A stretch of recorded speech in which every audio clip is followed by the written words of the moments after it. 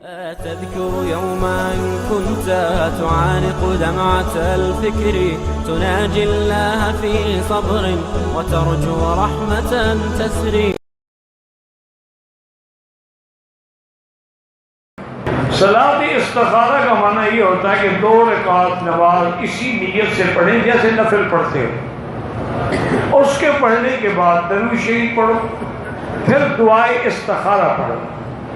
اگر دعا تمہیں یاد نہ ہو تو آج کل چھپی ہوئی بھی مل جاتی ہے، وہ لے لیں اور دیکھ کے پڑھتے رہیں کہ اللہم انی استخیرک بعلمک واستقدرک بقدرتک واسألک فضلک العظیم فإنک تقدر ولا أقدر وتعلم ولا أعلم وأنت علام الغیوب اللہم إن كنت تعلم إن هذا الأمر. یہاں اپنے کام کا نام ہے. یہ دعا 3 دفعہ کم از کم پڑھیں. اس کے بعد جو حالات پیدا ہوں یہی سمجھیں اللہ کا منشا یہی ہے. خواب میں نظر آنا ضروری نہیں ہوتا. اور ایک بات میں یہاں یہ بھی عرض کر دوں، آج کل ہمارے یہاں بڑا رواج ہے کہ لوگ بزرگوں کے پاس جاتے ہیں کہ جی ہمیں فلاں کام کا استخارہ نکالتے ہیں. یہ بالکل غلط ہے. جس کا کام ہے وہ استخارہ خود کرے، نہ کہ بزرگ کریں. حضور ہر صحابی کو استخارہ سکھاتے تھے کہ خود کرو. کسی صحابی نے کہا کہ حضور آپ کر دیں.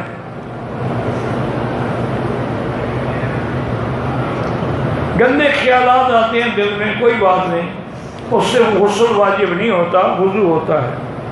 کہتے تھے کہ مسلمانوں کے جو مذہبی تہوار ہیں، یعنی عید ہے، حج ہے، رمضان ہے، تو چیزیں اور مہنگی ہو جاتی ہیں کیونکہ بیچنے والے مسلمان ہیں نا ماشاءاللہ، بخشے ہوئے لوگ ہیں. ان کو تو اس موقع سے فائدہ اٹھا کے کمانا ہوتا ہے. یہ تو کافر ہیں کہ کرسمس پہ ریٹ کم کر دیتے ہیں، سیل لگا دیتے ہیں. ہندو دیوالی وغیرہ ہو تو سیل لگا دیتے ہیں. مسلمان تو ریٹ بڑھا دیتے ہیں ماشاءاللہ. اسی لیے ہمارے ایک استاد تھے، وہ کہتے تھے مفتی صاحب، ہندو پیسوں میں سود کھاتا تھا، مسلمان سینکڑوں ہزاروں میں کھاتا. انا للہ و انا الیہ راجعون. یہ تو شکر کرو کہ یہاں اسلامی حکومت ہے. اللہ کی رحمت سے ہر چیز پہ کنٹرول. یعنی جو چیز 5 ریال کلو ملتی ہے نا اب مکے میں، وہی الفاظ میں بھی 5 ریال ہے، مینا میں بھی 5 ریال ہے. اسی طرح روٹی ہے، کھانا ہے، پینا ہے، کچھ بھی ان نے بڑا کنٹرول کیا ہوا ہے. لیکن بعض مسلمان چلاکیاں کرتے ہیں، اللہ ہدایت دے. رمضان کے روزے نہیں رکھے کیونکہ دل میں آپریشن کر کے 2 عدد پتہ نہیں کیا ڈال دیے، صبح شام گولیاں. اب وہ قضا کا جب آپ کو اللہ نے صحت دے دی ہے، اب ایک کر کے قضا. ہر ہفتے میں 1-2 رکھ دی. نبی کو ہمارا درود پیش کیا جاتا ہے، بالکل کیا جاتا ہے. حضور نے فرمایا کہ جو دور سے پڑھتے ہیں اللہ تعالیٰ وہ درود مجھ پہ پہنچاتے ہیں.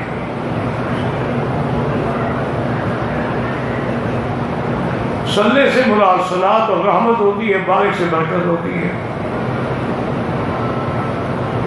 اگر ہم روضہ رسول پہ کھڑے ہو کے صلاۃ و سلام پڑھیں تو حدیث مبارک میں ہے کہ حضور سنتے ہیں.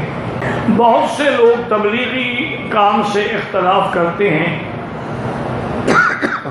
اور انہیں منکر جہاد سمجھتے ہیں. چلو ایک کام وہ کر رہے ہیں، جہاد ذرا تم شروع کر دو.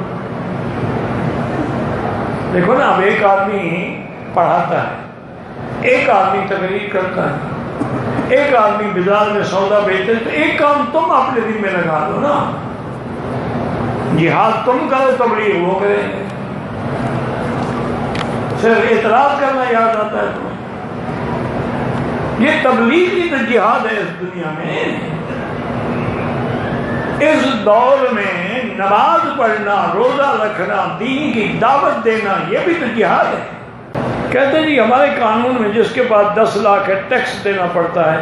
ہم تو ٹیکس کے قائل ہی نہیں. ہم تو کہتے ہیں سارے ٹیکس چھوڑ دیں، صرف زکوٰۃ وصول کریں. پیسے بھی زیادہ آئیں گے، برکت بھی ہوگی، حلال بھی ہوگا. آپ میرے لیے دعا کرتے ہیں، اللہ آپ کو جزائے خیر دے۔ عمر میرا بھائی یاد رکھو کہ عمر جو ہے وہ لمبی نہیں ہوتی۔ کہتے ہیں نا کہ اللہ تیری عمر دراز کرے اور لمبی کرے، جو اللہ نے لکھا ہے وہی رہے۔ سیدہ عائشہ نے رضی اللہ عنہا نے حضور پاک کی خدمت میں عرض کیا کہ اطال اللہ عمرک یا رسول اللہ، اللہ آپ کی عمر دراز کرے۔ اور رنا کا ضیعات کے اوقات کی عائشہ، تم نے اپنا وقت ضائع کیا ہے، عمر ضائع زیادہ نہیں ہوتی، جو مقرر ہے وہی رہے گا۔ بس صرف یہ ہے کہ اللہ عزت کے ساتھ گزرے، اس کی اطاعت میں گزرے، فرما برداری میں گزرے، قرآن و حدیث کے پڑھانے میں گزرے، بس یہ بڑی نعمت ہے۔ ورنہ زندگی تو وہی ہے۔ میرے دل میں وسوسے آتے ہیں اللہ کے بارے میں بھی، دین کے بارے میں بھی، اللہ کے نبی کے بارے میں بھی۔ سب سے پہلی بات تو یہ یاد رکھو کہ وسوسے معاف ہے۔ جب معاف ہے تو فکر کرنے کی کیا ضرورت ہے؟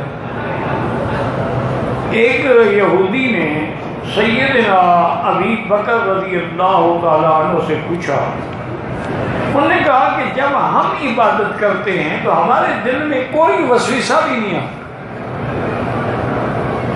لیکن مسلمان جب عبادت کرتے ہیں وہ کہتے ہیں وسوسے آتے ہیں۔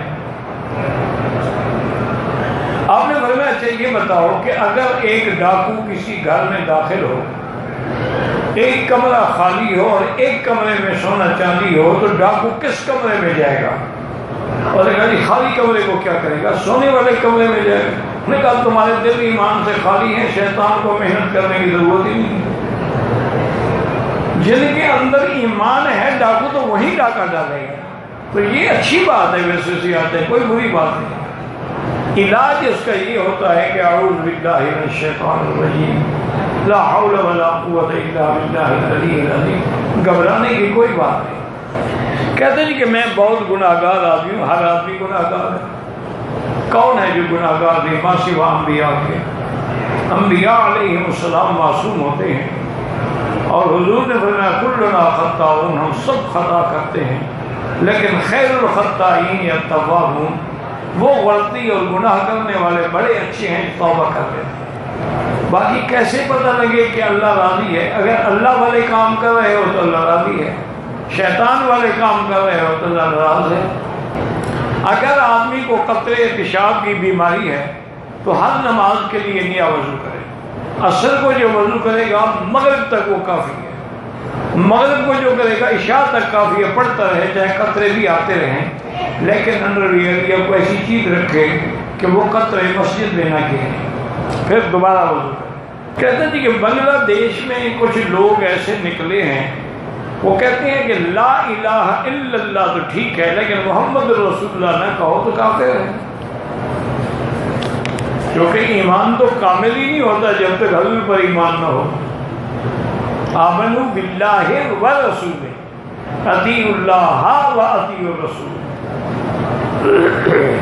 ان کا کوئی اور مقصد ہوگا، میرا خیال میں تم سمجھے نہیں، ورنہ کوئی مسلمان یہ کہہ سکتا ہے کہ میرا لا الہ الا اللہ پر ایمان ہے اور محمد رسول اللہ پر ایمان نہیں۔ میں فون پر اگر بیوی سے باتیں کرتا ہوں تو بعض اوقات میرے قطرے کچھ سفید سے نکل جاتے ہیں، اس میں غسل تو نہیں ہوتا لیکن استنجا اور وضو ہوتا ہے۔ ایک بات ہمیشہ یاد رکھیں، ایک ہے منی، ایک ہے مزی، ایک ہے ودی، یہ تین چیزیں ہیں۔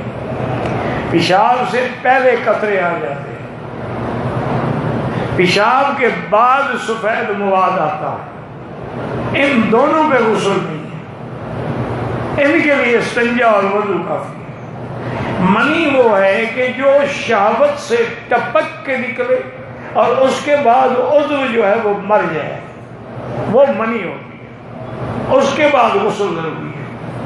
میری 2 شادیاں ہیں، ایک سے محبت زیادہ ہے لیکن خرچہ میں دونوں کو دیتا ہوں، ٹھیک ہے اچھی بات ہے، ایک کے بچے ہیں دوسرے کے بچے نہیں ہیں، طلاق بالکل نہ دیں، انصاف کرتے رہیں۔